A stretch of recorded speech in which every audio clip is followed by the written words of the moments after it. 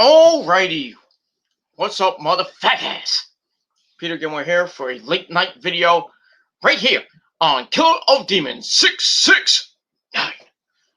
Thank you all for watching. Make sure you like the video, hit that subscribe button down below. And subscribe to all my other channels, which are down below, down there. You know where. In the description box. Follow me on Facebook, follow me on Twitter and Instagram, and share this video all over the internet. And don't forget to tap that damn bell, turn on all my notifications so you never, ever miss an upload. And that's all you gotta do. So subscribe to my channels. All the information down below in the description box. Smash that fucking like button to death. Share the video all over the internet. Follow me on social media. And don't forget to tap that bell and get notified when I do a video. Because if not, you lose. And that's all I gotta say about that. That's it. All right, ladies and gentlemen, on this late Monday night, May the 17th, 2021. Hope everybody had a good Monday. And kind of weird day here in the north in Gilmore Land. Just weird day. I mean, it was just weird, you know. I woke up. Rosa woke me up at 8:30 this morning just to say hello, and then hung up on me because she had a, she's still down in Florida on assignment, doing her shit, making the money you wish you had, taking care of the grandson and among other things. Now she's a little under the weather, but she's feeling better today, thank God. Babe, grandson's not doing so good, which sucks. He's 4 years old and he's got the sniffles, got a little bit of flu, but I mean, not COVID, thank God, or anything like that. But yeah, so she had a pretty decent day. We got off the phone like maybe an hour or so ago. Just talking, like the longest we talked since she's been on assignment, and talked about almost an hour. That was nice, but we were talking about some things and kind of agitated me and got me upset and depressed. I mean, I didn't hang up on her or anything. I just got depressed and, agitated. But it is what it is. I'm over it now. But that's that. Yeah, so she'll be back next Wednesday. So got another 7.5, another week and a day to myself. That's gonna be good, just basically in my house right now, working remotely, with my my job and everything, my music job. But it is what it is. No, this is not scotch or anything like that. Not like vodka. I wish this was vodka, so it can keep me up. But it's 7-Up. So 7-Ups to you. 7-Up yours. And that too. So yeah, so another 8 days alone in the house. I did some cleaning today. Got to do some more cleaning, maybe tomorrow, depending on I got an errand to run tomorrow after work, and gotta do some things. So I got a bit next weekend. Basically next weekend is Memorial Day weekend, and I got some plans. I got some plans during that whole weekend, so I'm kind of getting ready for that. Rose will be back, and we're gonna have a good Memorial Day weekend next weekend. Yeah, it's next weekend, ladies and gentlemen. Yeah, the unofficial start of summer next week, so get ready. So yeah, so just been chilling, and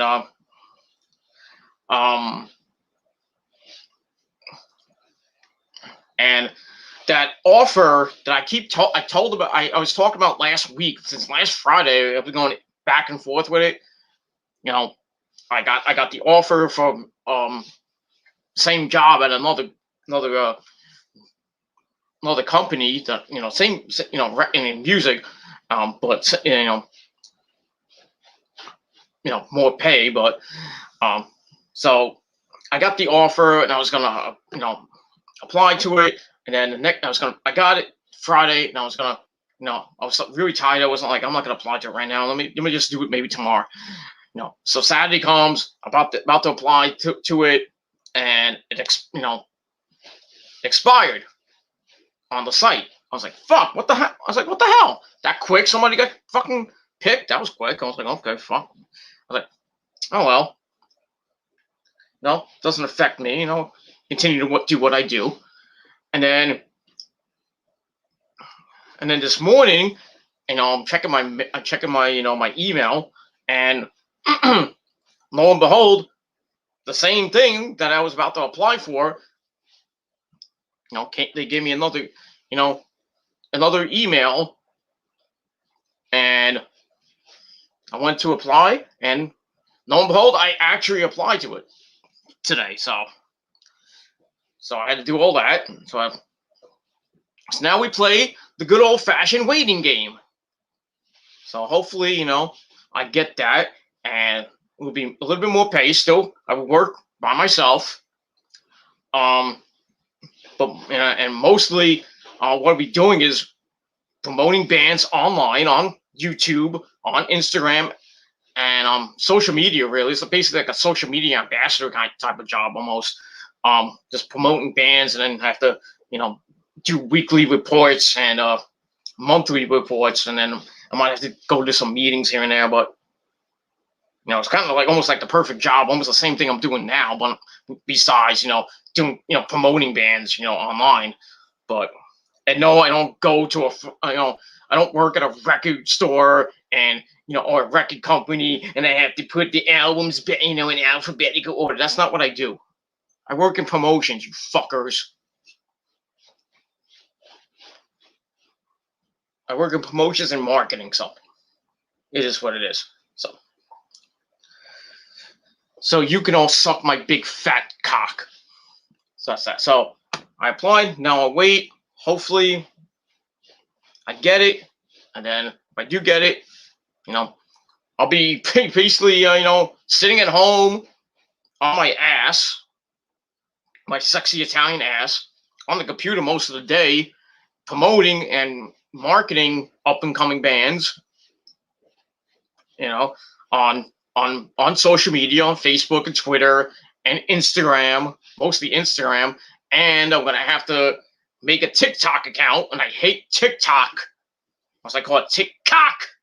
But, I'm going to have to learn how to use that, because I don't know how to use TikTok. They're saying it's like Instagram, but, I only started Instagram in middle of December, so January, February, March, April. I've been on Instagram for 5 months, and I only have like over 100 followers at the moment, but it's all right. 5 months. Eventually I'll get more followers. So, if you're on Instagram, hit up your boy.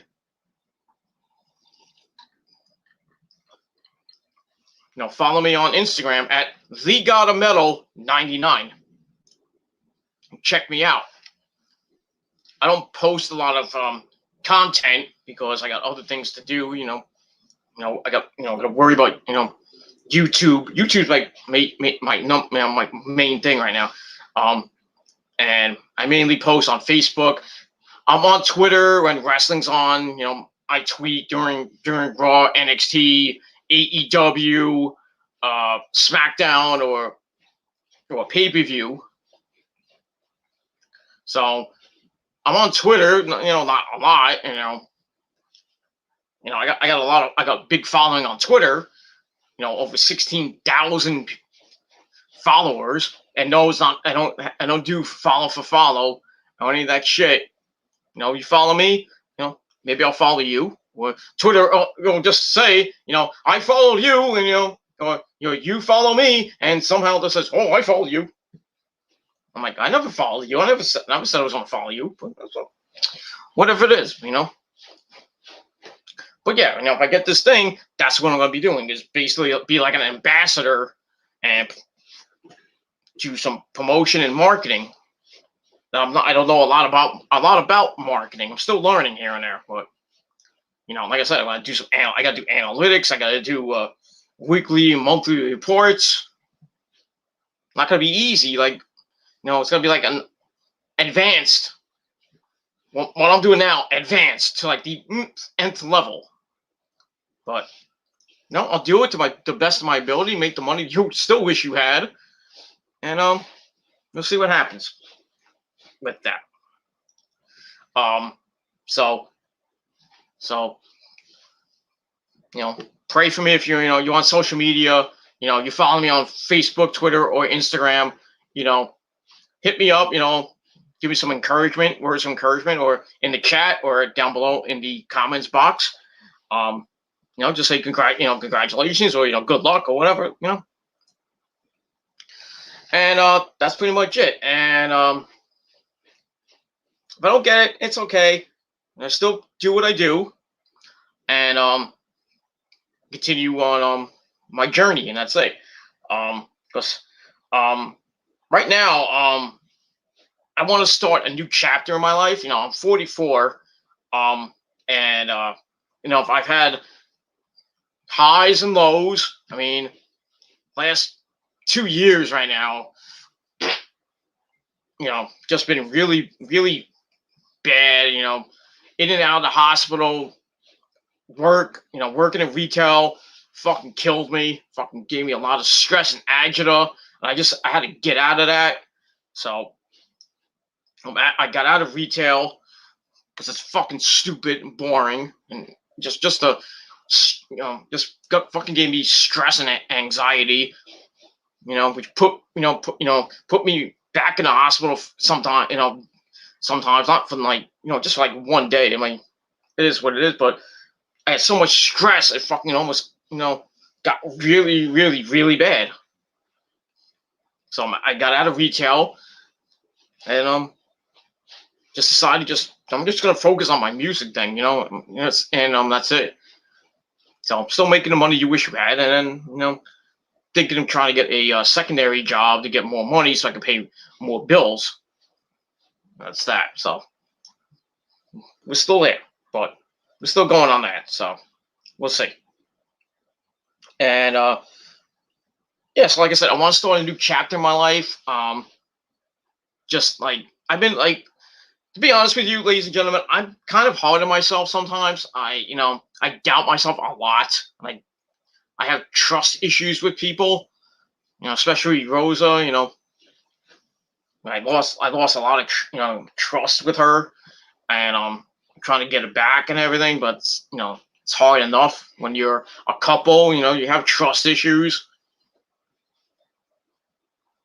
You have squabbles and arguments and fights and everything. Now we've had over for 13 years.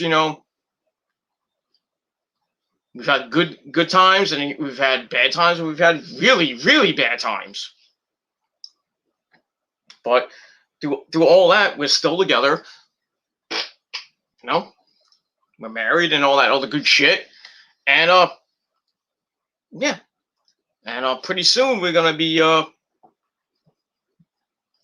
getting out of Jersey and moving to Florida to spend the rest of our lives together, most likely. But watch our grandson grow to be a man. Be a big, be a grow and be a big man. Go through middle school and high school, and go to college. All that stuff. I can take him to ball games and shit. Maybe if he decides that he wants to watch some wrestling, maybe we can go to wrestling in Orlando or Fort Lauderdale or in Tampa or Miami or in Jacksonville.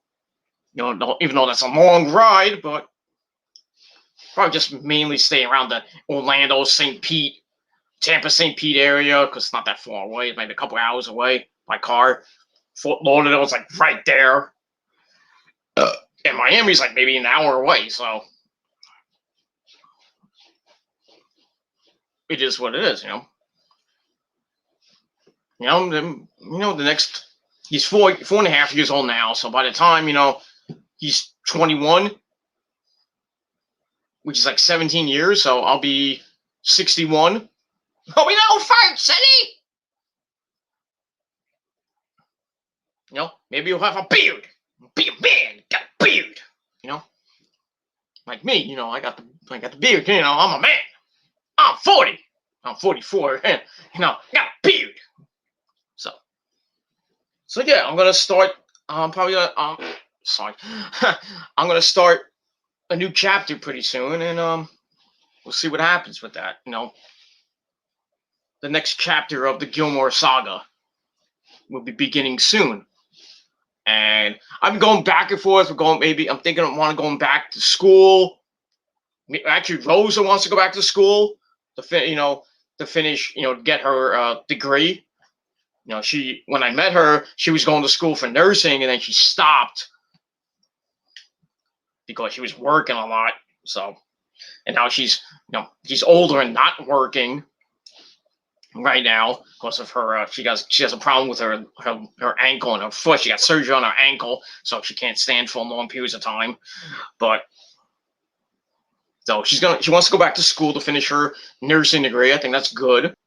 And I'm thinking like the macho man, that I want to go back to school for my master's degree and go to the school where I got my bachelor's degree, which was at the time before I moved to Jersey. I was living in Brooklyn. I went to Brooklyn College. That's where I'm gonna probably go and go get into the master's program in the communication and radio and TV field, and go for my master's. Hopefully, I can deal with all the getting back to school shit.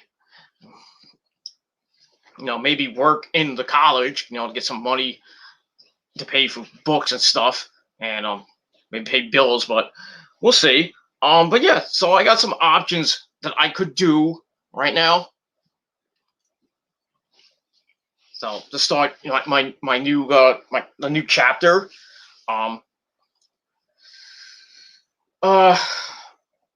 Yeah, because I'm tired of just doubting myself. I doubt myself a lot. Whatever I do, if it's it's at my current job, or it's at even when I was working in retail, I doubted myself a lot because personally, when I started the retail job, it was cool and stuff because as a kid, going to the supermarket with your parents and coming home, I used to take the cans and I used to roll them across the floor, and I used to stack them and stuff like that. So that was kind of cool, So I did retail, and for like the first couple of years, I liked it. I was getting a lot of money, and then like the past almost year and a half, I just started hating it because with the fucking virus going on, I was so fucking stressed out. It fucking made fucking killed me, and then they changed my old manager got demoted, and we had a new manager who acted like a fucking dick, but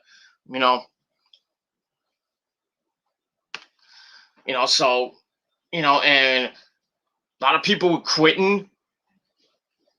There were some days I would just be there with the fucking supervisor or the manager, and I need help, and it takes like 20 minutes for the manager to come, and I got a lot of customers. I'm like, they're getting agitated, so I'm like, I can't do anything. What do you want me to do? I'm screaming on the fucking walkie-talkie. I'm like, get the fuck over here.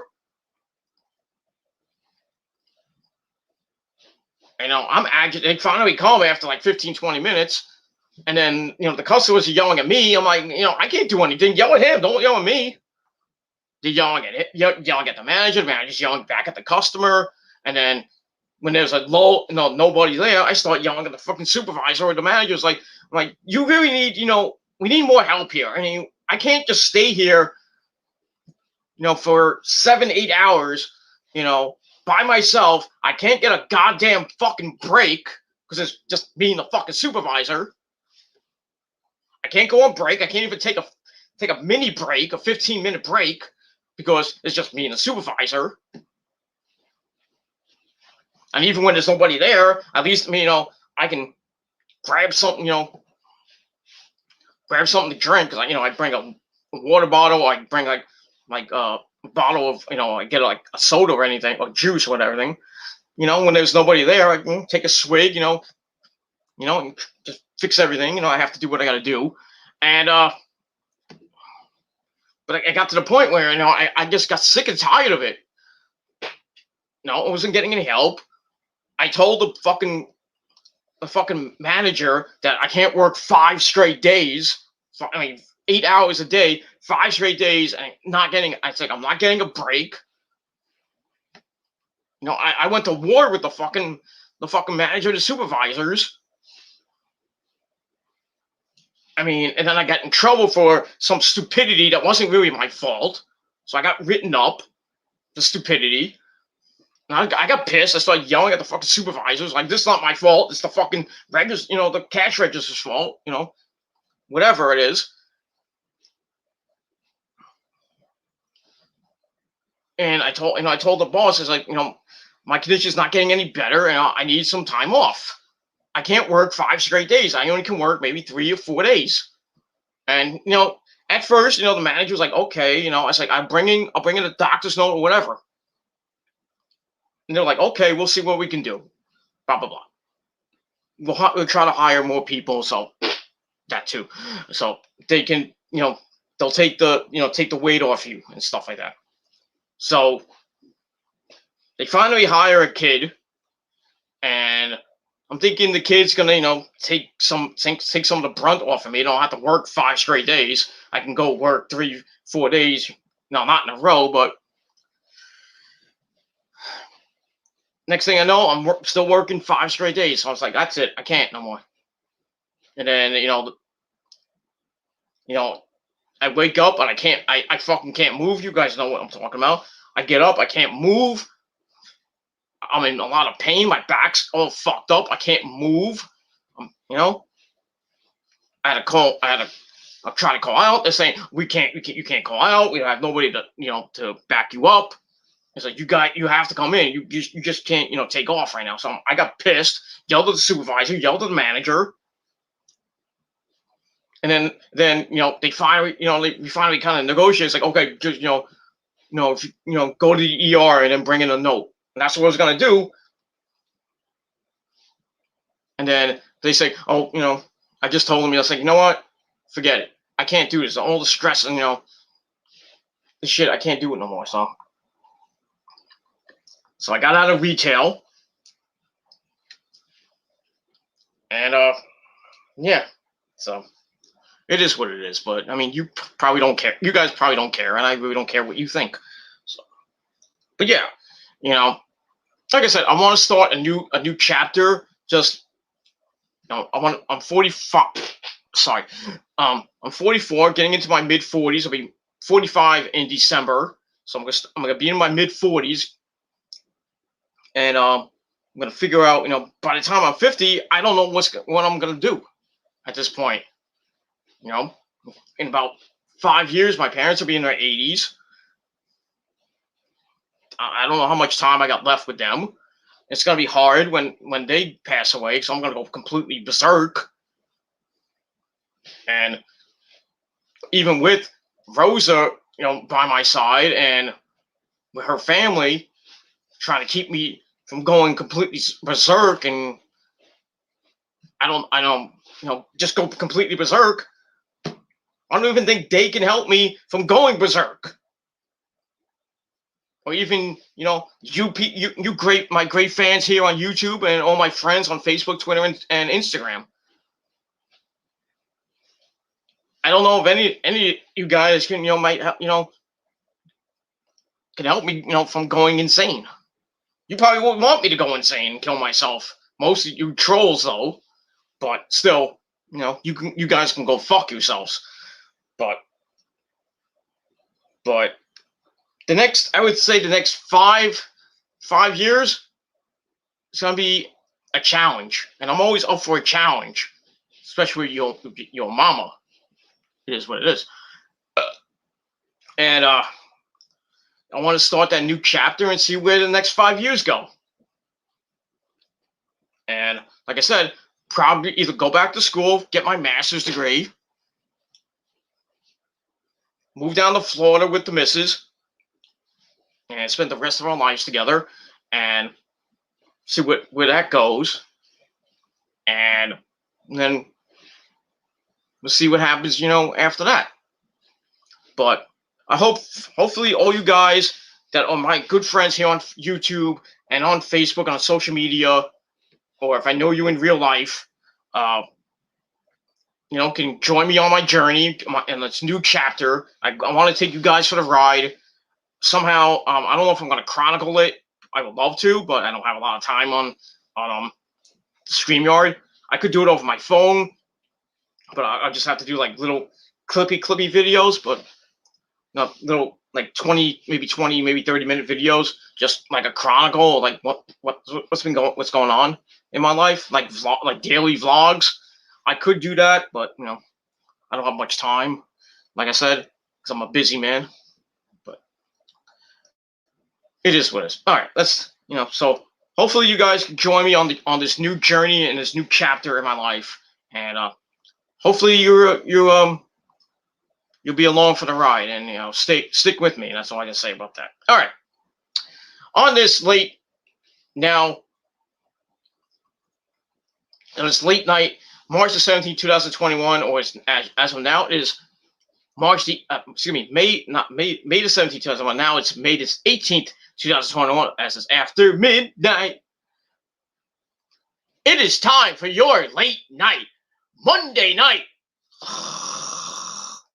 Raw review for May the 17th, 2021, from the Thunderdome in Tampa, St. Pete, Florida, at the Youngling Center. All right, this was the aftermath of last night's WrestleMania Backlash, which was pure crap. Just check something. Okay. Yeah, so coming off a crappy WrestleMania Backlash pay-per-view. So we're going to see what happens tonight as we start the road to our next pay-per-view on June the 20th, Hell in a Cell. So I'm going to start paving that road and see what the storylines go. And we start that. But before we get into Monday Night Snore, the cure from insomnia, let's go hit the chat, because we got my good buddy Alejandro Clasa in the chat from Mexico. So good evening. Well, good night. Hope you're having a good night, Alejandro, in Mexico. The weather's nice. Pretty nice here in Jersey. It was nice and sunny. It rained a little bit, and nice and it wasn't that warm today. About 72, 73. It's gonna get up to like 80, like 81, 82 by this weekend. So that's gonna be nice. Don't think it's gonna rain at all this week, so it's gonna be pretty damn nice. That's cool. All right, so Alejandro says, for you to do it live today, it means that this Raw was shit. Oh yeah, this Raw was shit, as it always is, every goddamn Monday night.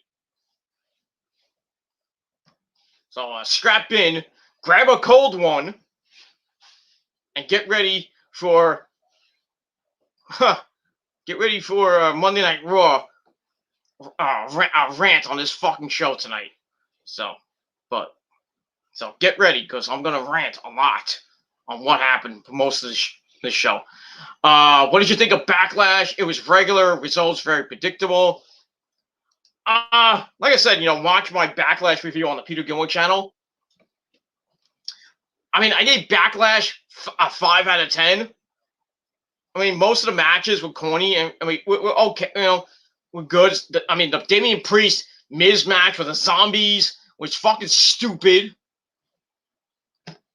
Other than that, basically the WWE title match with Lashley, Drew McIntyre, and Braun Strowman, that was pretty good.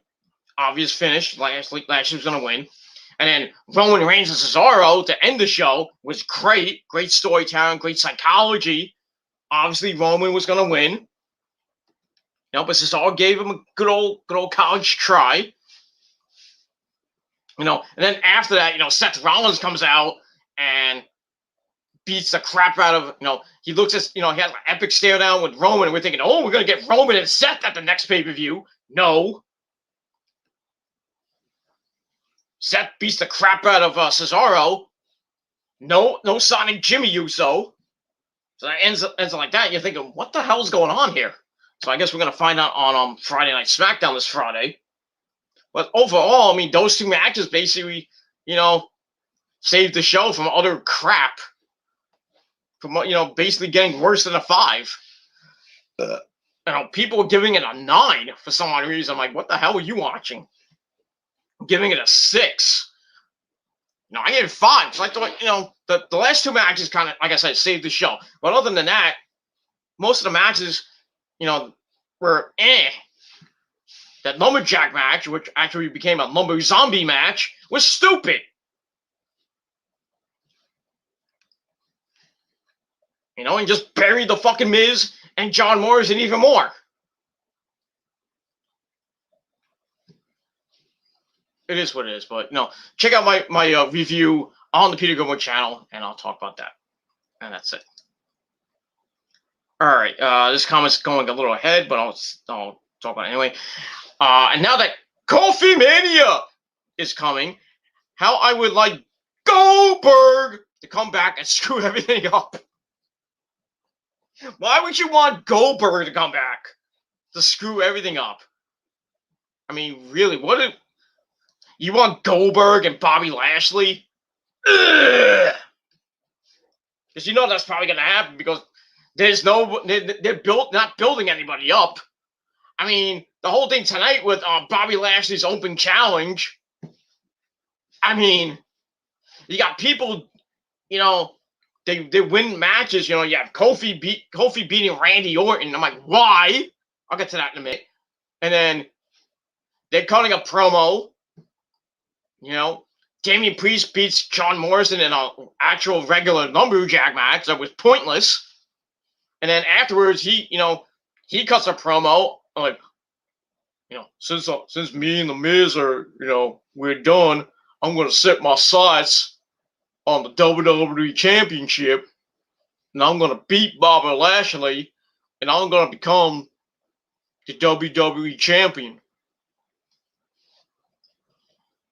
You know, Shelton Benjamin doing a promo. You know, I'm like, the promos are boring. And then you know the main event, who actually took him up on the challenge. We know, like Alejandro spoiled it with Kofi.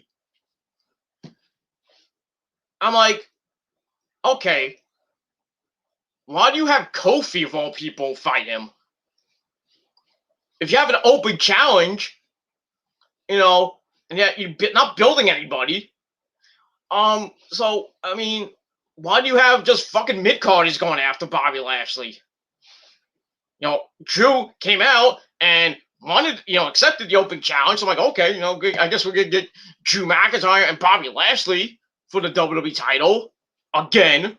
And Drew's going to lose again. But then, you know, and then Kofi comes out and then everybody's like, oh, this is not for the title. We don't want to fight you. You know? It was, you know, it was just worthless and stupid. Why do you have people from the mid-card? I mean, why do you have Kofi of all people? I know, you know, Raw was rewritten again tonight. They had to rewrite Raw. Because that's what happens every Monday night. They have the script already, and Vince looks at it. Nope. Oh, that's not good. That's not good shit. We're going to rewrite this. This is how I'm going to do it now. Bruce, you know, rewrite this shit. Well, you're fired. And then, like, maybe 10 minutes before the fucking show starts, we get a new script, and they have to give it out to everybody. Because they don't know how to fucking write a fucking show. Bruce Pritchard cannot write a fucking show to save his fucking life. That's why Raw sucks. And SmackDown's not really doing that better either. And Vince can't do it by himself because he has stupid ideas and stupid people behind him. They just kiss his ass. Oh, yeah, Vince, that's great. That's a great idea, Vince. It's going to get ratings for us. That's great. Yeah. Yes, that's right. Would you like some coffee, Mr. McMahon? You know, you probably have Gerald Briscoe, just, still there, getting coffee from Mr. McMahon. Would you like some coffee, Mr. McMahon? That's a great idea, Mr. McMahon. And then you got John Laurinaitis there. Well, I don't know what his title is on now. I don't know if I'm Executive Vice President of Talent Relations. People power! Probably doing the same thing he was doing, kissing Vince McMahon's ass. People power! That's right, Vince, I'm gonna kiss your ass!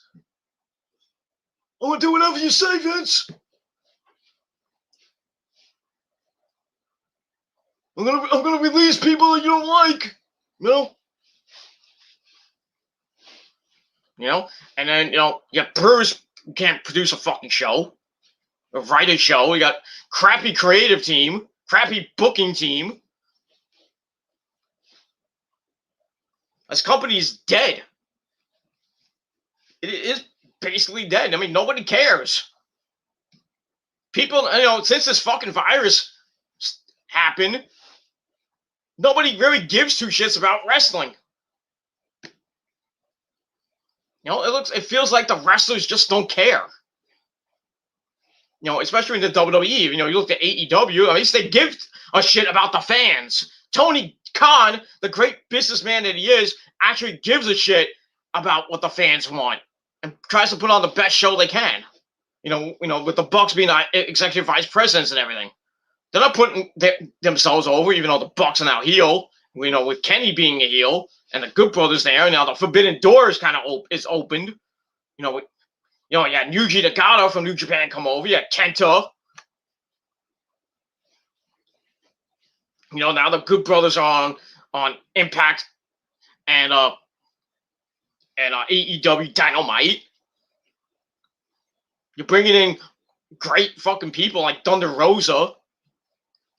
Serena Deeb's going to be on Wednesday night to finally defend the NWA Women's Championship against Red Velvet. That's going to be a good match.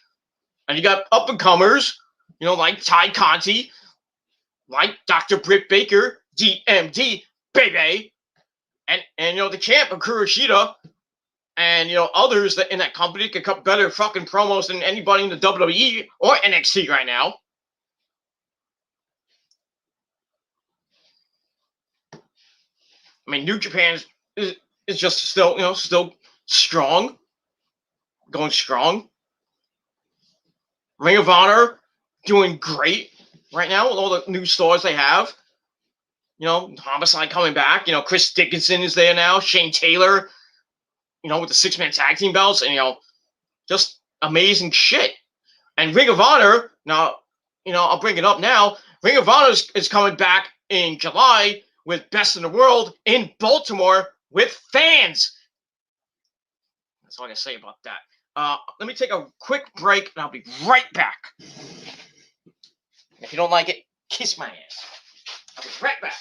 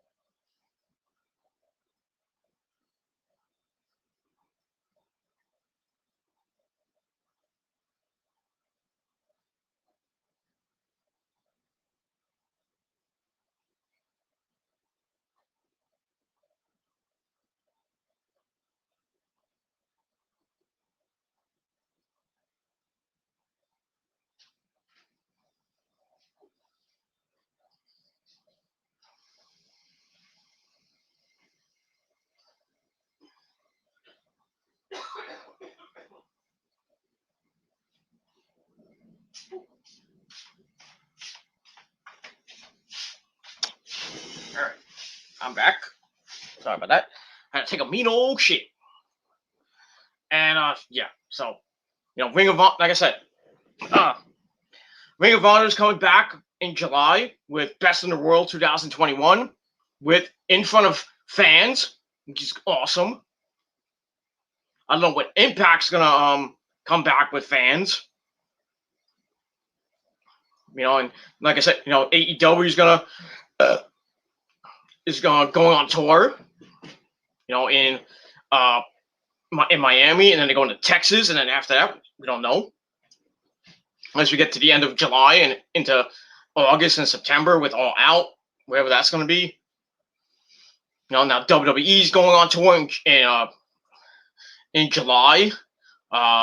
Money in the Bank is most likely going to happen in July. They want that to be with fans, so that's probably going to be happening soon. That's pretty good, but still, the product. If you're, you look at WWE, the product sucks.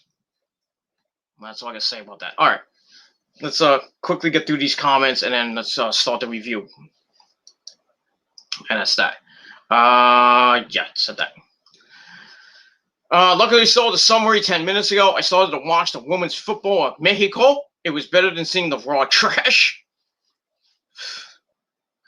I actually listened to the Met game tonight. And thankfully, they fucking won tonight. 3-1. But, that was better than, watching Raw. And it didn't get worse any better for the Mets. I mean, they lost Taiwan Walker to left side tightness. These fucking guys can't condition for shit. Everybody on the Mets is basically hurt right now. Mets are right now, besides Marcus Stroman, their rotation is a bunch of either bullpen guys that can't pitch. Most of the starting lineup full of rookies. They brought in 2 guys tonight. So Walker goes down. He's probably going on the injured list. Conforto and McNeil, they're on the injured list now. Conforto's probably gonna be out for a month and a half with his pulled hamstring. DeGrom's doing a bullpen session tomorrow. At least DeGrom's on his way back. That's good. Lugo might be coming back. That's good. And then, like I said, Walker gets hurt. And then, in the 8th and early in the game, I don't remember I think it was the 6th inning, 6th or 7th inning, freaking Kevin Pillar gets hit right in the fucking face. In the face. And he's fucking busted wide open. Oh, luckily he didn't get seriously hurt. He walked off under his own power. Thank God it wasn't really serious. But he's going to be out a couple games. I don't know if he's going to go on the injury list, but he'd be out a couple games. So they'll have to bring up another guy from the minors to replace him. The Mets are like the walking wounded. It's fucking insane. It feels like 2018 all over again when everybody got hurt. Syndergaard got hurt. Fucking DeGrom got hurt. Matz got hurt. Everybody in the Mets, you name them, they got hurt. That's how it feels. It feels like 4 years ago. It's fucking sad. If you're a Yankee fan, Stanton is on the injured list with another quad injury. What else is new? That fucking guy always gets injured. Telling you that those fucking steroids he gets from fucking A-Rod and Jeter that he shares with fucking Judge, sticks them right in his fucking legs and his ass, it's not working. That's why he's always fucking hurt.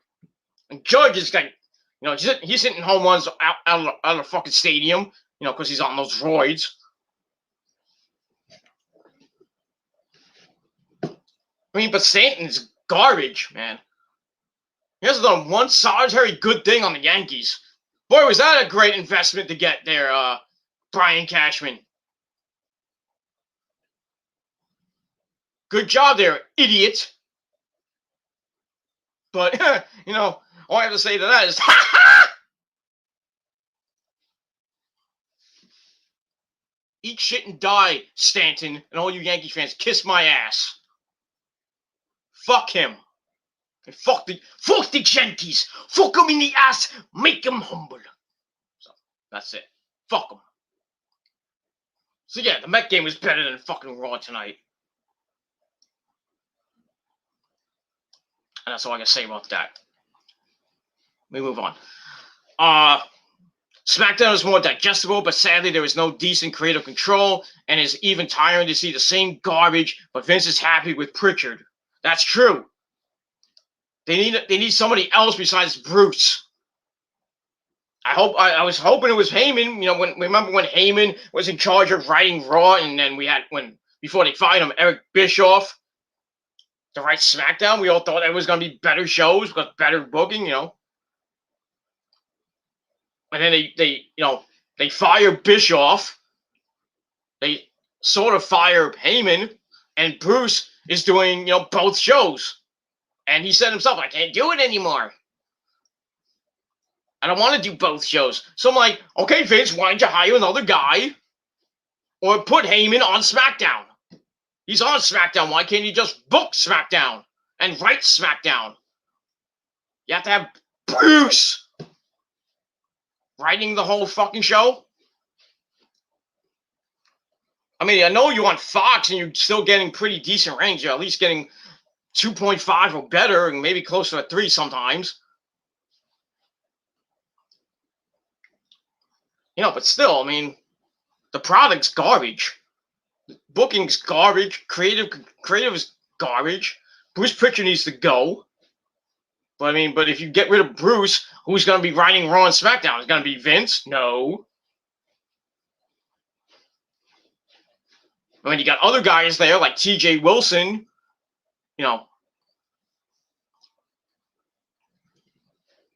You got Edge there. You got Daniel Bryan backstage on SmackDown, I think. You really think Paul and Shawn are going to give up their duties on NXT and come over and save Raw and SmackDown? Probably not. Until maybe when Vince dies, that might happen. But I don't think, Hunter and Shawn are going to write 3 shows and produce 3 shows. That's probably not going to happen. They're going to have to get people that knows a thing or two about wrestling to write and produce Raw. Because when Vince goes, this company's dead. Because Hunter and Stephanie are going to run it probably into the ground. Now, that's already in the ground as it is. But that's that. All right, let's move on. Alejandro says, we are having 2 years of creative control of the shit. Okay. Yeah, the past couple years, Raw has just been pure shit. SmackDown just been borderline okay.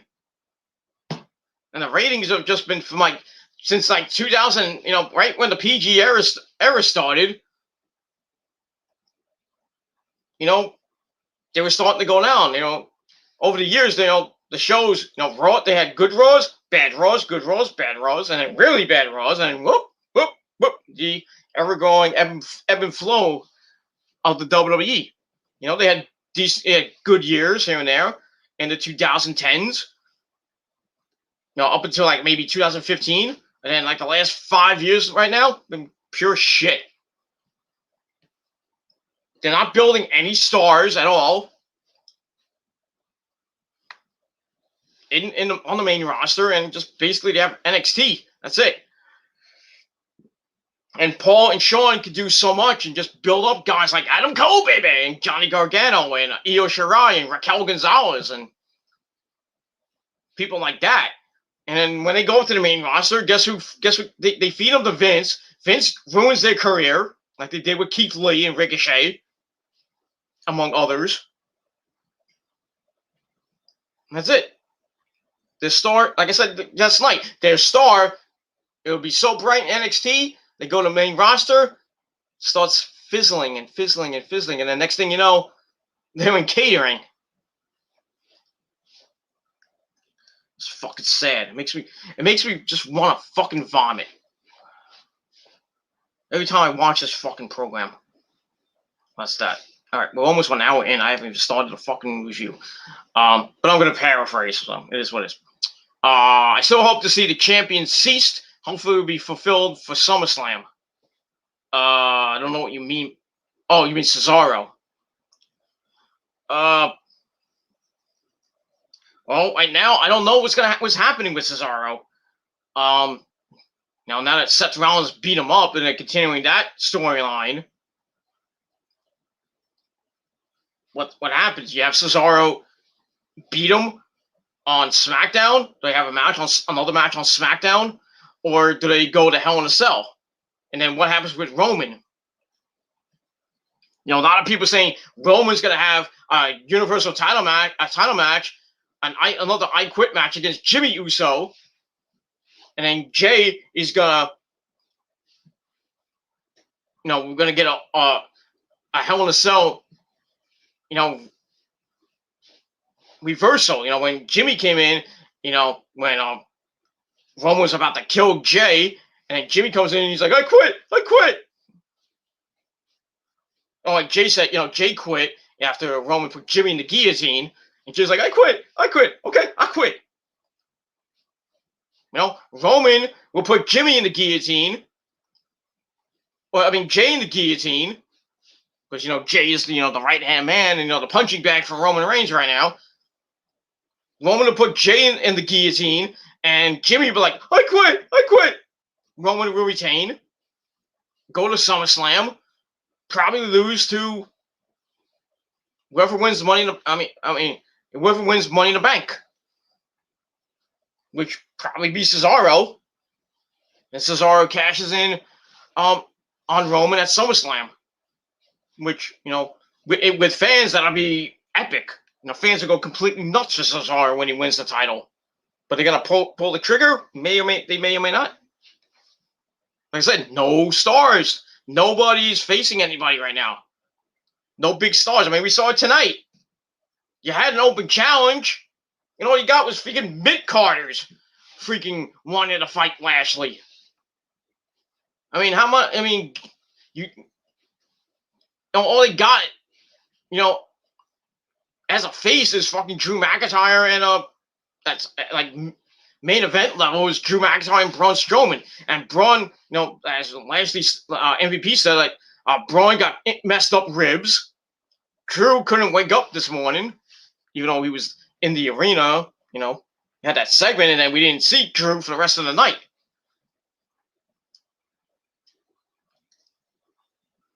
That's all I gotta say about that. No stars at all. No stars.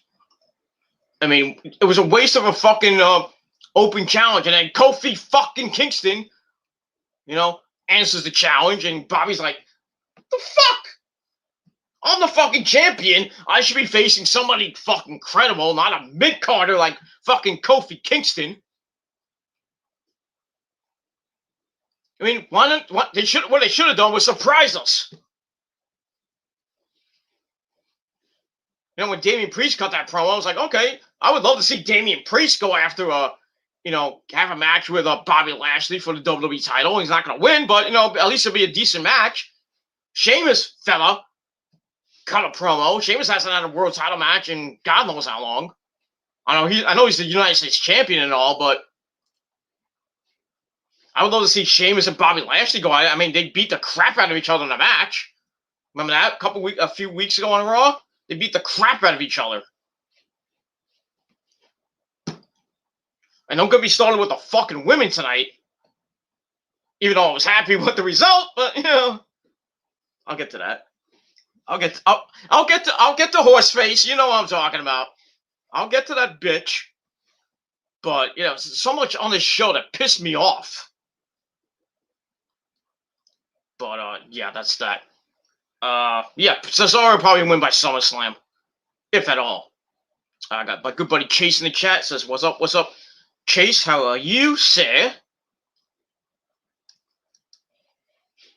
Okay. Honestly, the only striking thing about this Raw was Charlotte versus Asuka. From there, it was all boring trash.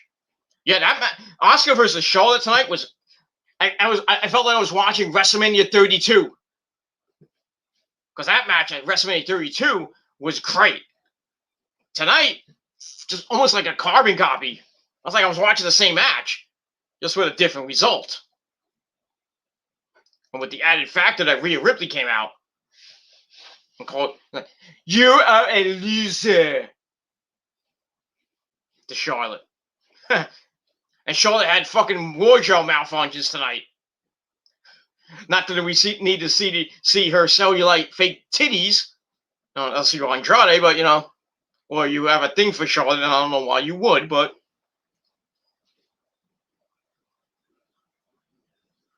it is what it is. So yeah, but yeah, Charlotte and Asuka was the match of the night. That's all I gotta say about that. If I said about Goldberg, so that Raw becomes shittier and more boring than the Chamber of Deputies, what is that? I don't want to know what that is. But yeah, Goldberg, like I said, Goldberg is the one that to fight Lashley at SummerSlam. If they're not building anybody up by then, Goldberg versus Bobby Lashley, and Goldberg wins another meaningless WWE title. We have another month title reign with Goldberg. I mean, who's gonna beat Goldberg now? Damian Priest? Probably not. Braun Strowman? We've seen that before at WrestleMania 36. And I really don't want Braun Strowman to win the belt. Drew McIntyre? Nope, seen that last year. Not even last year. When did we see? We saw that. What pay-per-view was Drew McIntyre and Goldberg? Was that the Royal Rumble? Or was it? I forget what pay-per-view it was, but yeah, Drew beat Goldberg. Whoop-de-doo. That's all I have to say about that. So, yeah, if they have to call Bill Goldberg and come in for, like, Bill, the ratings suck. We need somebody to, be dominant. We're going to build you up to face Lashley at SummerSlam. And we're going to give you the WWE title again. You're going to have a meaningless 1-2 month reign. When you just need you to, just get ratings for SummerSlam so people can watch. And then you have Goldberg versus fucking Lashley in front of fans, and fans are going to not give two shits. They're probably they're going to boo Goldberg out in the building.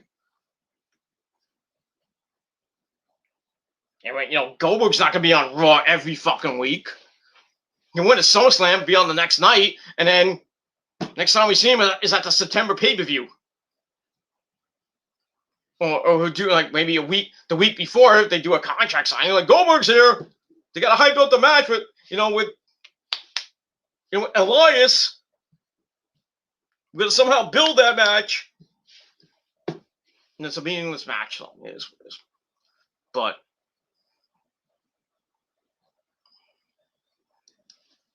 they're not building anybody up, so whoever is the champ right now, you're sitting pretty. You can hold a belt for the goddamn 3 years, and you don't have a credible challenger.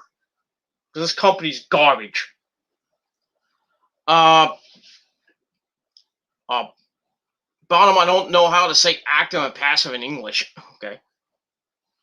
That's fine. I'm not going to take that away from you. That's that. That's what I think of the show. That's it. So thank you for watching. No, I'm just kidding. All right. Let's quickly run down what happened on the show, and then I'll get out of here. So with Bobby Lashley coming into the arena, and he has 5 of Tampa St. Pete's finest hoes. So he's coming on like the Godfather, and it's time for the Hoe Train. Some of those hoes are pretty damn hot. Except for one of them look like, she has some junk in the trunk, if you know what I mean. But some of them look pretty damn hot. So I was like, damn, Lashley, Lashley's a married man. He's surrounded by heavy hoes. Stealing my gimmick, but it is what it is. The Hollywood bad boy that I used to be. That's what that was me back in the early days of the XWF. Freaking coming out with the hottest women, and everywhere I went, I had besides my then hot ass fucking wife Maria Brink. You know, I would come out with a bevy fucking full of women. Basically, fuck anything that walks. I mean, I still do, but it is what it is. I'm not the same guy I used to be a couple years ago. I'm still the king and god of extreme. You know, now leader of the prophecy with my demon assassin, gonna be demon wife, Valerie Sky. You know how it's Rosemary. And I said, no, like, joking way. I'm not married to Rosemary. That's not one of them. You know who my wives are: Oscar, Kyrie, Io, Sasha, Charlie Caruso. No, that's it. What is what is? So he comes out with the hose and from MVP, and so gets in the ring with the ladies, and MVP, says it's an honor to stand in the ring with the Almighty WWE Champion, and he said what he did last night was Herculean, beat two of the toughest, strongest, meanest guys on the roster, on some fucking ribs. Drew can even get at him,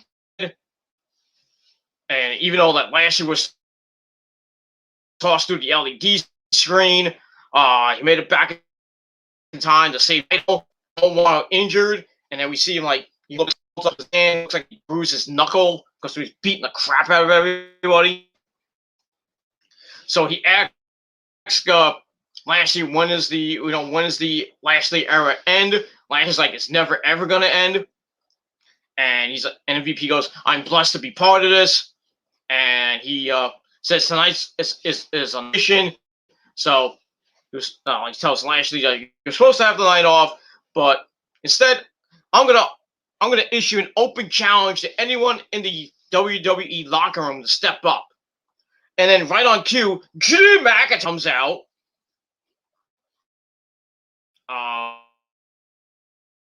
Since he never got pinned last night, and Drew gets in the ring, snatches the mic from MVP, and he's like, "Oh, this is a great idea, mate. I can't think of a better way to impress, the lady." He stops ladies. So he wanted to say hoes. Then Lashley versus McIntyre for the WWE title tonight. And then Lashley's like, yeah, okay, Drew. And then MVP is like, well, it's not funny. Serious for a minute. He goes and forgot, since you me and then let me finish, the open challenge goes to anybody on the roster except for you and Braun. So back of the line there, bitch. So Lashley tries for a cheap shot.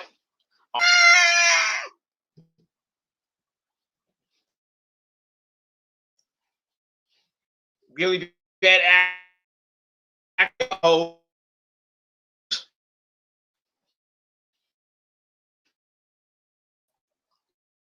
And then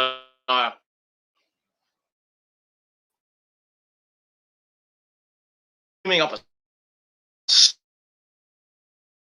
and then look go at Drew, and MVP's like, no, we're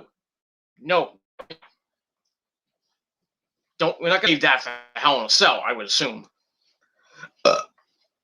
So yeah, Bobby Lashley to blow off the feud, and it's gonna be inside Hell in a Cell, and Drew's gonna go to the back of the line because we don't know what's gonna happen with Drew. Nobody cares at this point. So that's that. So I gave that segment. It was really bad. They should have used that. Last night with the zombies and stuff. Like how the girl goes, ah! I never saw this before. Just pure and utter shit tonight. Ugh. What's that? So how much time we got? 105. All right. We're gonna paraphrase this. Gonna be an abbreviated review tonight. Not like my other reviews, but it is what it is. So it looked like we were gonna get Lashley and Drew in the main event for the WWE title in that open challenge, but as obviously when we See, later on, we don't get that since MVP said, anybody but you and Braun can fight. But not the last we see Drew, and I'll get to that a little bit, and we move on. All right, there we go to match number 1. We have Elias with Gunner Jackson Riker at ringside. He takes on the phenomenal AJ Styles, one half of the tag team champs. He comes out as always with the big black diesel almost. It is with not a great match. Kind of went back and forth. Elias got sent to the outside, and then Jackson Riker tried to get involved, and then almost like, no, you can. And then Jackson's like, nope, I'm not involved. And then we go to commercial, we come back. Elias started working over AJ. And again, she goes to a Styles Clash. Elias reverses it, hits a big running knee. And they start screaming in the face of AJ, pulling his hair into a seated position. AJ drops some elbows to the head, locks him up from his elbow, and then a drop toe hold. And then Elias with a hard chop, and AJ with a chop of his own. Then he sends AJ to the apron. AJ hits a right, goes to the phenomenal form, but Gunner Jackson Riker pulls him off the apron, causing disqualification. That ends that. Not a great match, so I gave it 2.25 out of 5 stars. After the match, I saw AJ into the ring steps and starts beating him up, and then almost comes in and runs Elias and Gunner off. So it looks like we're probably going to get a tag team title feud match or tag team title match with AJ and almost defending against that. I mean, Elias and Gunner. I think who's going to win that. I was like, why couldn't you just, I know either they're going to be setting up the New Day or RK Bro to go after the tag titles and probably win them at Hell in a Cell. I think it's probably going to be Randy and Riddle at this point to win the titles, but not hold it for long. But it is what it is, and that's all I got to say about that. So all that, I gave 2.25 out of 5 stars, and just pure and utter garbage. But it is what it is. And that's that. Hold on 1 second. Okay. Now, why is this in my... All right, then we go to a segment with Matt Riddle and the New Day, and talking some crap. Riddle's like, I lost a snake, and they're trying to look for it, and Kofi's like, okay. And then Randy comes in. Randy Orton has Butler's voice. And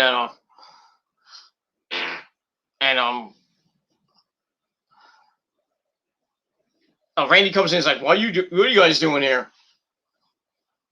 And then I'm like, it's like, I thought you went to Adam Pearce, And then Will's like, I went to Adam Pearce. We needed to speak. And then he's like, well, instead of a party of 2, we're going to get a party of 4. And then somehow they go at it. And then Kofi, with the stupidest line of the night, he's like, because him and Riddle were bickering.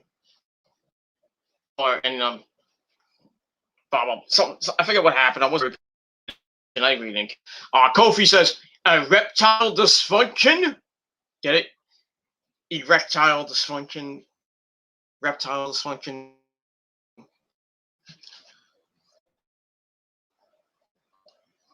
Anyway, he goes Orton on him longer than anyone, and he's going to give Riddle an RKO, since that's what they were talking about. Orton, giving them, him and Xavier Woods in RKO after last week. So Kofi challenges Randy to a match. Orton's like, okay, I'll beat you again like I did in 2009 and 2019. So then the New Day leave, and Riddle tells Orton, I was trying to help. Orton's like, Orton cuts him, and then Riddle's like, his mouth. Orton's like, oh man, this fucking thing. I'm like, really? Yeah. Randy's thinking, why am I in this fucking storyline? I should be at the world title. Two words, Bruce Richard. That's all I gotta say about that. So I gave that 2 point. I gave it 2 out of 5 stars. And yeah, we're gonna see Randy Orton against Kofi Kingston coming up in a little bit. Yeah, this is what it is. All right, then we go to Alexa's Playground with Alexa and Lily, and she talked to the tag team champion. Tamina, the Tyler's on the swing. Tamina is like, "What is this place?" She's confused and everything. I'm like, I guess she didn't want to be there. So Natty thanks Alexa for inviting her to the playground, saying it wasn't an easy task, but they did it. They will cherish winning the belts. And Alexa's like, that's nice. And Tamina's like, can we go? Titus made a chicken cacciatore tonight. We gotta go to catering. We gotta eat. Like, and Natty's like, shut up. And then Alexa's like, where are you going? I haven't even asked the tough questions yet. So then they stay, and then Lily's like, so she goes, Lily wants to know what your favorite color is.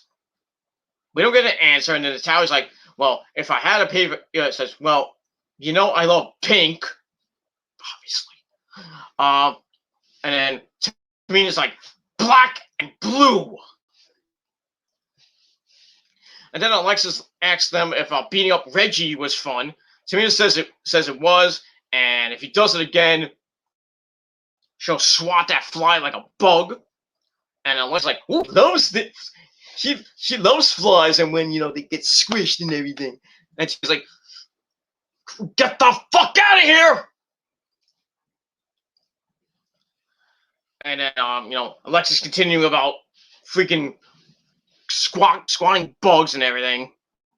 And Natalia and freaking Tamina leave, and yeah, that was a segment. And then Alexa's like, "Good luck." So I'm like, oh yeah, and then we get we're supposed to get the rematch with Natalia and Tamina against Shayna and Nia with Reggie at ringside. I'm like, yeah, we'll probably get more voodoo from Alexa. She's gonna come out and just do some weird shit like she did last week with Shayna's leg gave out. I can't get my leg. So yeah, this was a segment. So I gave it 2 out of 5 stars, and that's that. And we move on from there. All right, your boring match, right?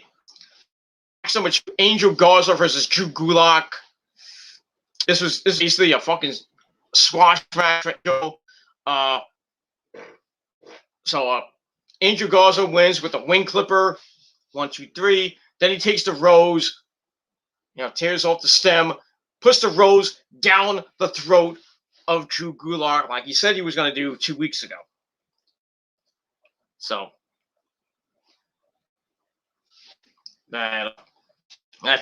so I didn't give 2 shits about that match, so I gave that 1 out of 5 stars, and that's that. Then it only gets worse as we go backstage. We see R-Truth with the 24/7 title, and he's like he has his eyes closed and he's like rubbing the wall for some odd reason. And then Kevin McCarthy comes in, and they start talking, And Truth says when he closes his eyes, he can't see anything. Why do I call him Kevin McCarthy? Kevin Patrick, I think his name is. I keep saying that, but it is what it is. So Truth looks at him and is like, you're shorter than you were at the desk on Raw Talk. So he's like, I'm trying to keep a low profile, and he said there's an open challenge for his belt. And then we see Akira Tozawa, climbing down the stairs, crawling down the stairs on his stomach.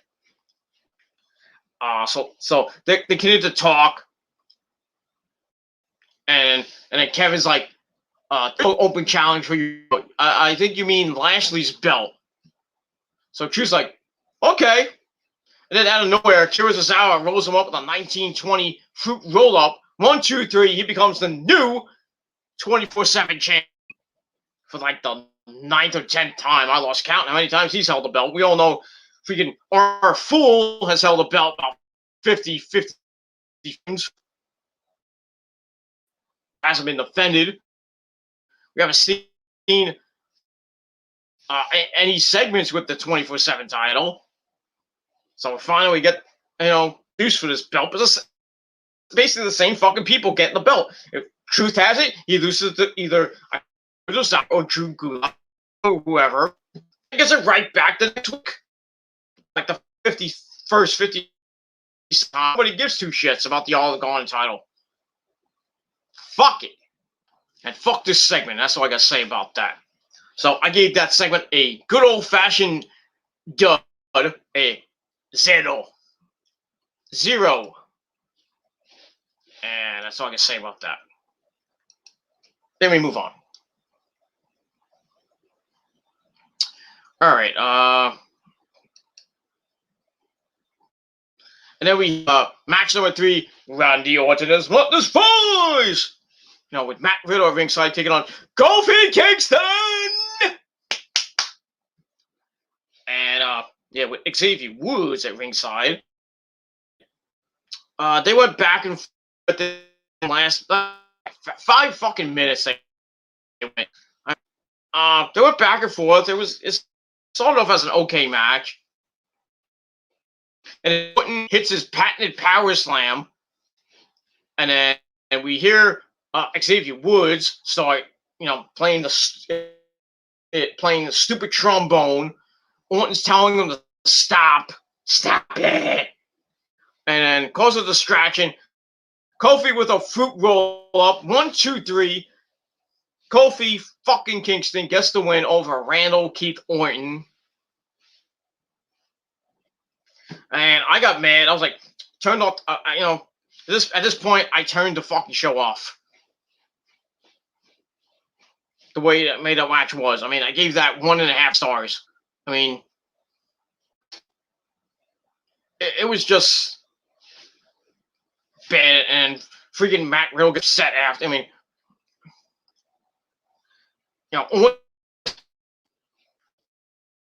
and then Riddle gets like, why did you do that? So then Riddle's down, and then him and Orton go up the ramp. Xavier Woods is pissed. So it looks like Riddle made his choice, and he's going to stick with Randy. And we're probably going to get Matt Riddle versus Xavier Woods next week on Raw. Nobody cares. Unless this is going to be leading to a number 1 contenders match to see who faces Adrian Omos, maybe a Hell in a Cell. I personally don't care about this. I personally don't care. Randy should have just gave fucking Riddle a fucking RKO right in the back. Well, not in the back. You know what I mean. While they were doing backstage, should give an RKO and says, we're done.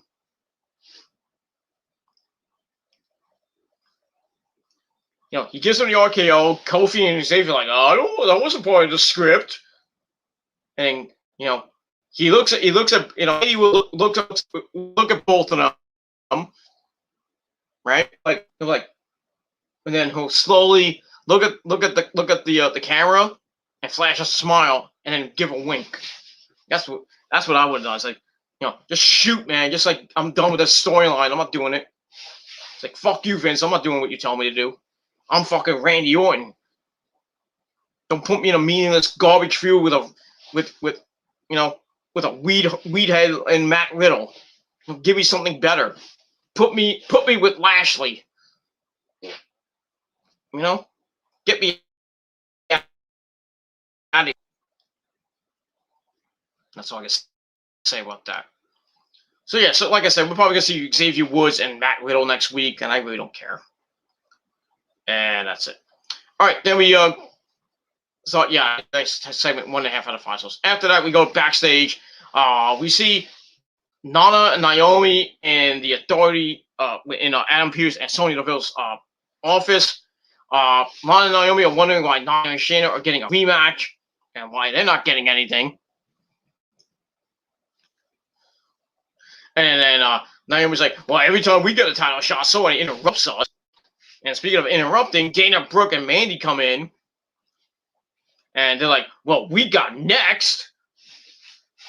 And then they're about to argue. And then Horseface Charlotte comes in, says, you've all had your chances and you've blown them. So Dana starts laughing, saying like, oh, yeah, you had your chance and you blew it like you did last night when you couldn't beat Rhea Ripley.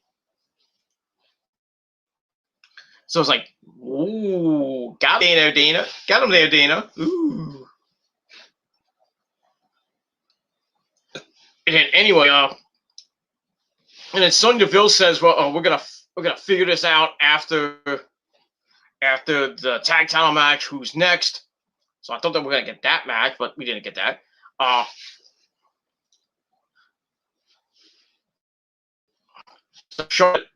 Well, I got something that I want to discuss. I got a private matter that I want to discuss in private to the girls, but not not to us.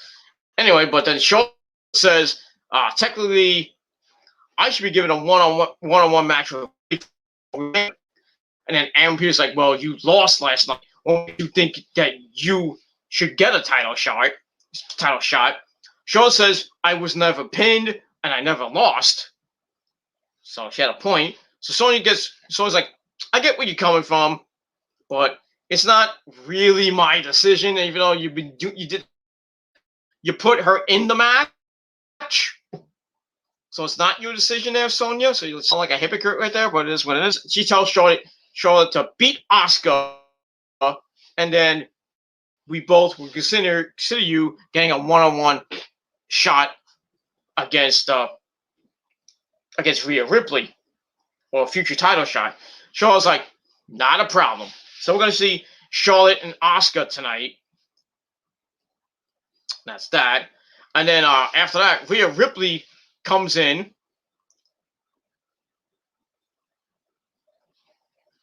And he's like, well, I don't care what happens, He's like, I don't care who wins. Basically, I came to tell you that I'm ready for new competition. And then she's like, Charlotte, you're yesterday's news. And Charlotte's like, well, I'm going to give you a preview of tonight's headline. I'll say, he repeats himself, and when we go one-on-one, I will become the new champion. So I was like, oh, great. Charlotte's going to beat Asuka. Asuka's going to get further buried. Keep saying that she didn't get buried last night, but she did. So yeah, I was like, oh, another loss for Asuka. Then we're going to get Horseface Charlotte versus Rhea Ripley in a rematch from WrestleMania 36. This time for the Raw Women's Championship. Then Horseface is going to beat Rhea, win her 13th title, and nobody give two shits. And that's all I got to say about that. So I gave that 2.25. And how much time we got? Well, we're good. All right. So we get that. All right. Then we get to match number 4 for the WWE Women's Tag Team Championship. Tamina Nutting against the former champs Shayna Baszler and Nia Jax. Wasn't anything to write home about. They went back and forth. we get near the end, and Shayna tries to hold Tamina down. Tamina gets up, hits a super kick to Nia. Anyway, kicks in the corner, and then Tamina picks her up in a fireman's carry. And then we see Alexa Bliss on the top of the stage. And while this is happening, Shayna locks in the Cure Feeder clutch. I think it was on Tamina. And then we see fire erupt from the, we see Reggie on the steps. He was trying to get involved, I think. And he thought, the match was they were about to win the belts back. I don't know. Maybe he was on the top rope. I don't know what Reggie was going to do. But anyway, we get fire coming out of the turnbuckles. Like, Kane was coming back. I'm like, oh, Kane? That's interesting. Kane's coming back. Whoop-de-doo. So the pyro goes off. Reggie's flying off the steps. It looked like he, got blinded by the light or the fire. While in the ring, Tamina holds Shayna up in a bear hug, in a bear hug. Then Danny comes off the ropes. They hit the heart attack, her father and her uncle, Jim the Afro Neidhart and Bret the Hitman Hart. So they get the pin. 1, 2, 3. They retain the belts. Match was I gave it 1.5 out of 5 stars. So that's that. So Alexa's playing mind games. I assume with Shayna, or just with Shayna, Reggie, and Nia. I assume, but I don't know what for. But it is what it's. That's that. So after that, we get Sheamus, fella! He comes out and just gets right to the point. He says, tells Ricochet, you stole my hat and my kid at Backlash, and if you don't give him back, I'm gonna go back there and kick your ass. So basically, and put it on, says that he wants to shut Sheamus up forever. And he's with Sarah Schreiber. And he starts mocking Sheamus, like, I'm the Celtic Warrior, and this and that. I'm like, shut the fuck up, dude. Go back to fucking catering. So anyway, Sheamus is pissed. And Byron Saxton thinks it's fucking funny. Of course he will be. He's just a douchebag. So I still sleeps nightlight on, as Corey Graves said. Anyway, then so Ricochet comes out in Sheamus's gear. Sheamus just rushes out of the ring and up the ramp. Ricochet with a drop toe hold gets in the ring, starts mocking Sheamus again. Then we get to match number 5, a rematch from Backlash. They beat the crap shoulder. We get near the end. Sheamus goes to the brogue kick. Ricochet a super kick. Then the recoil. Goes to the top rope, look for the 630. Sheamus slides out of the ring. Flies with a huge fist to the head. Goes to the top rope. Hits a 50 splash and goes to near fall. Then he lifts Sheamus with a fireman's carry. Elbow. Shows Ricochet, who comes back with a back elbow. He goes off the ropes. Goes to a springboard. And then Sheamus with a pump kick for a fall. The referee kind of counted him out. Ricochet counted out. So it's kind of a messed up finish.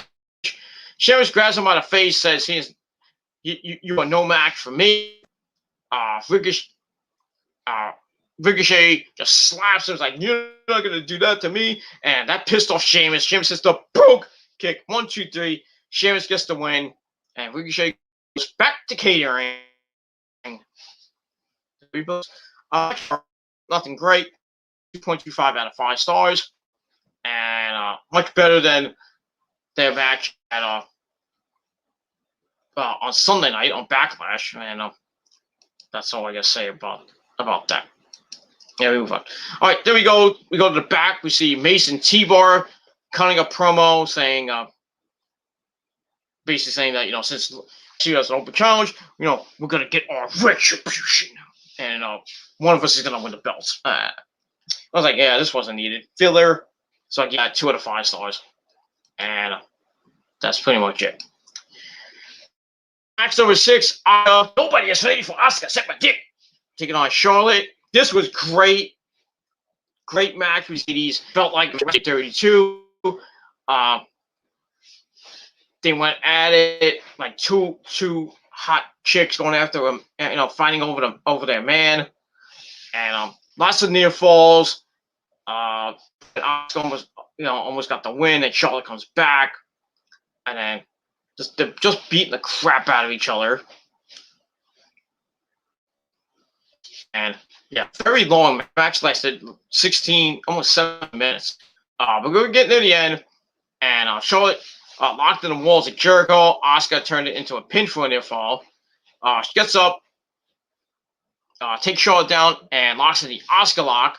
Charlotte with a kick, grabs the leg and wraps it on the ropes, and then starts pulling down on the leg. So I was like, that's going to come into play. She's probably going to try to go for the figure 4 into the figure 8, and Asuka's probably going to tap. And then Charlotte on the mat on the outside as Rhea Ripley, who came out and then sat on commentary. She starts looking on. Charlotte sends Asuka into the announce table. Said, did I hit Byron Saxton and Alan Frank? Damn. So Rhea gets up. They go face to face. Charlotte's like, it's like, I want the title. I'm next and that. And Charlotte's like, Rhea's like, okay. So referee starts counting. Asuka looks for a back fist, and Charlotte ducked. Rhea blocked it before it hit her. Then the referees continue to count them out. Referee gets a 6. Charlotte rolls into the ring, chips Asuka, goes for the figure 4, and then Rhea Ripley's on the apron to try to get involved. Charlotte with a big tries to go for a big boot. She missed. Her leg gets caught in the ropes. Asuka tries for a fruit roller for a near fall.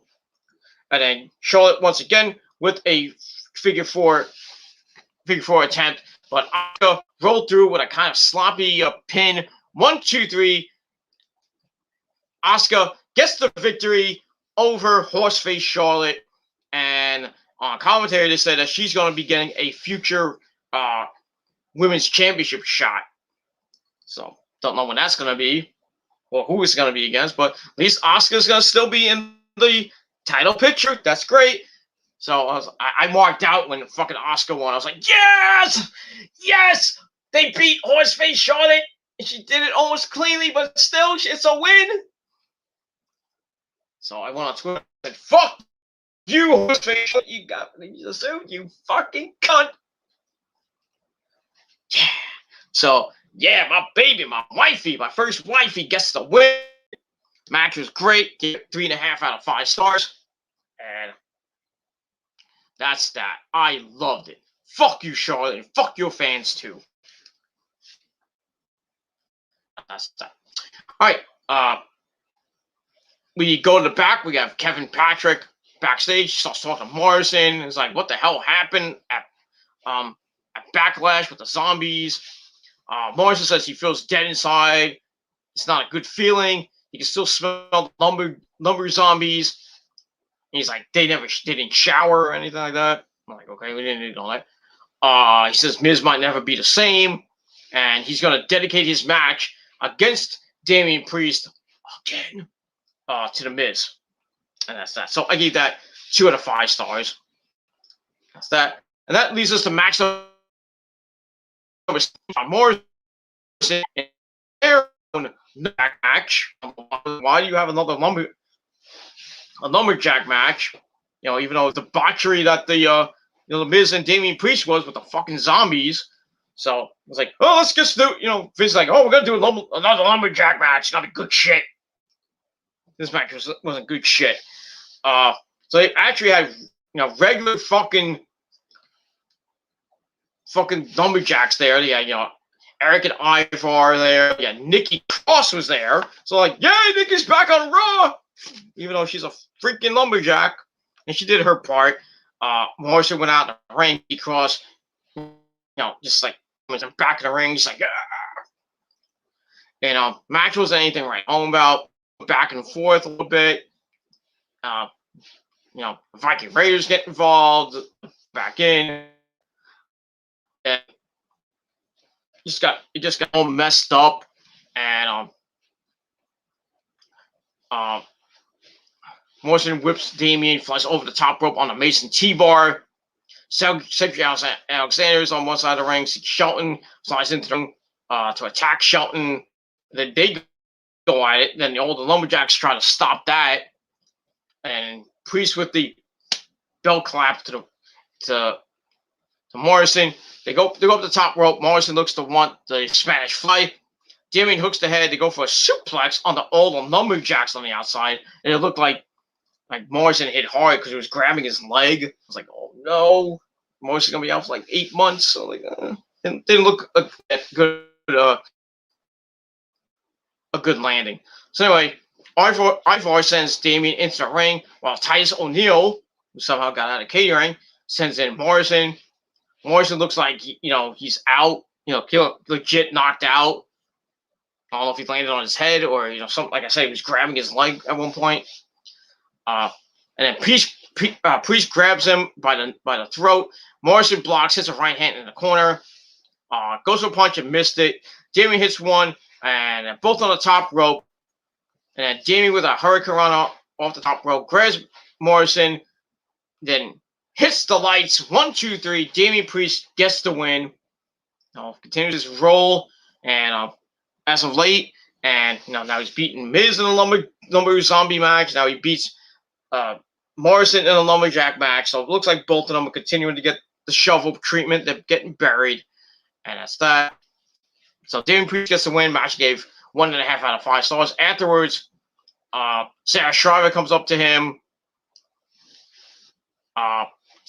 tells Sarah that it's time to move on. Miz and Morrison are in the past. What's in the future? Damien says, maybe tonight I'll accept that open challenge, and maybe my next moment will be becoming the WWE champion. And that's that. But those are the freaking promos that people were giving were so generic and boring. And I'm thinking, like, I could do that. It was easy. It'd be like, something, Damien Priest. Something, Lashley. You've been running roughshod ever since you won the world title at WrestleMania. You think you're big and tough. You got your little butt buddy MVP doing all your dirty work. You think you run the WWE. You think you scare me. You don't scare me, my friend. Says, I'm going to accept that open challenge, and I'm going to beat you down. And then when all is said and done, I'm going to hit you with the Gilmore Cutter, and I will become your next WWE champion. And if you don't like that, well, you can suck my dick. That's how my promo will be. I can't say that on TV, but no, I'll just say, you're not down with that. You're going to get taken to the extreme. Something like that. Something, I would say, something like that. And, yeah, that's it. So we'll see, Damien hyped himself up for a little bit. And that's that. And we move on from there. All right, before we get to the last segment, the main event, we got Shelton in the back with Kevin, and Kevin wants to ask him about this stuff with Cedric. Shelton's like, we're not going to talk about that right now.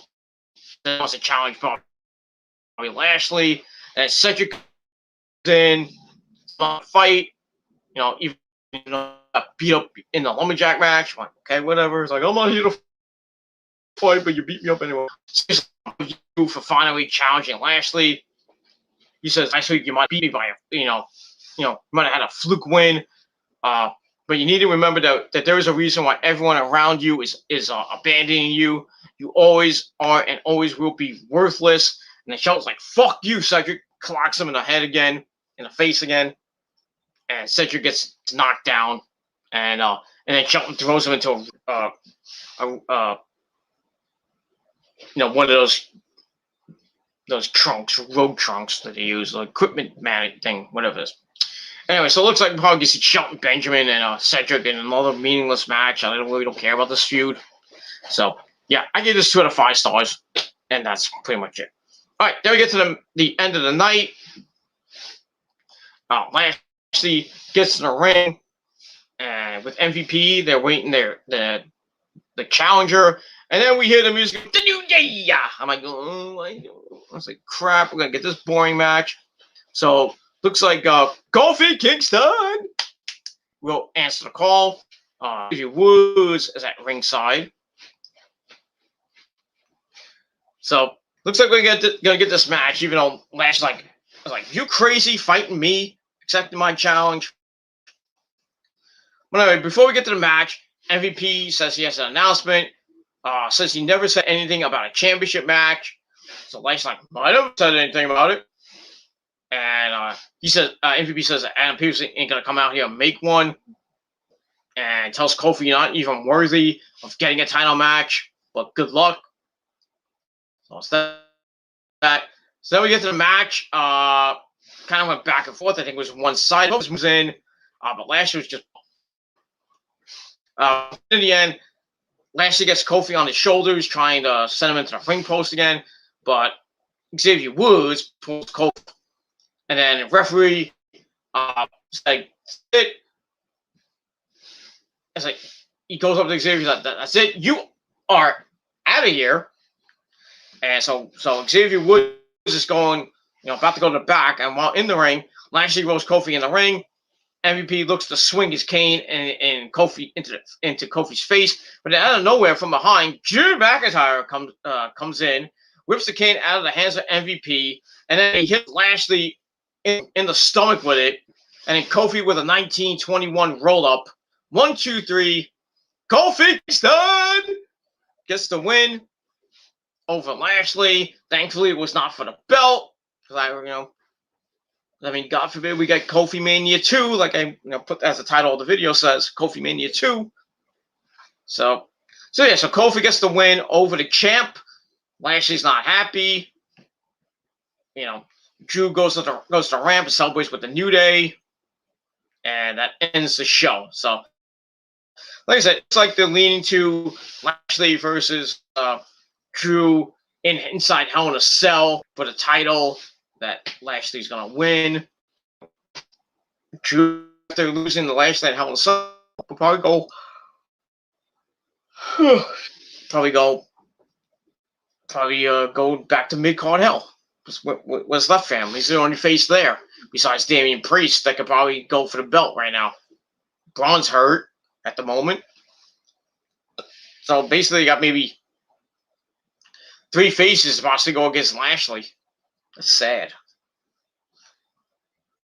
And that's pretty much all I can say about that. So I gave the match between Lashley and Kofi 2.25 out of 5 stars, but still, this show is pure garbage from start to finish, except for the Asuka Charlotte match. So my final rating is a good old-fashioned Bret Hart 4 out of 10.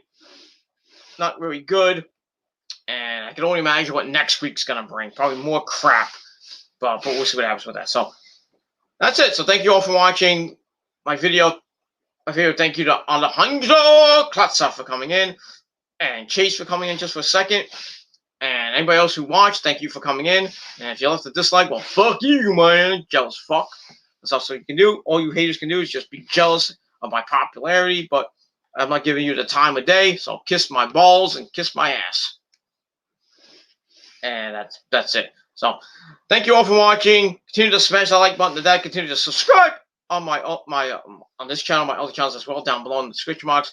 Continue to friend me on Facebook and follow me on Twitter and Instagram at all the information down in the description box. Don't forget to tap that bell, get notified when I go live or do a video. And don't forget to, like I said, share the video all over the internet, because if you miss a video, you're gonna miss a lot, and people are like, "Where the hell is the video?" But it is what it is. But you gotta hit that bell when I do a video, so you don't get notified of when a video goes on the air or gets uploaded. But like I said, if not, you lose out. And that's pretty much all I gotta say about that. So thank you all for watching. I'm going to edit this up and go to sleep, and that's pretty much it. So thank you all for watching. I'm Peter Gilmore signing off. If you're not down with that, well, fuck you, man. And that's it.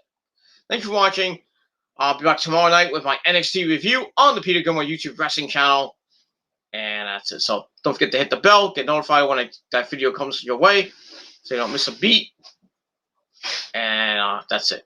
So thank you for watching. Continue to support the prophecy and continue to support me, Peter Gilmore, and the journey I'm about to embark on. So pretty soon, but we'll see what happens. I'd love to take you on the road, with me, and take you on the ride.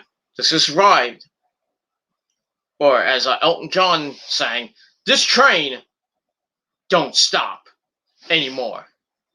And that's it, because it will never stop, no matter how hard you haters try. And that's all I gotta say about it. The train will keep moving. And that's it. So thank you for watching. Good night, everybody. And I'm Peter Gilmore signing off. Peace out. Rock on.